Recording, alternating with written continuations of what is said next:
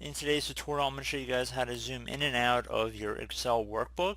So this should hopefully be a pretty straightforward tutorial, and without further ado, let's jump right into it. So just to give it a little more realisticness, I'm going to type a couple numbers in here.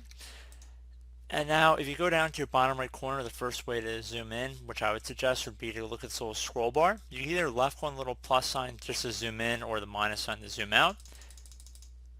And then once you're done doing that, you can see what percent zoomed in or out you are from normal. So 100% is the normal viewing distance.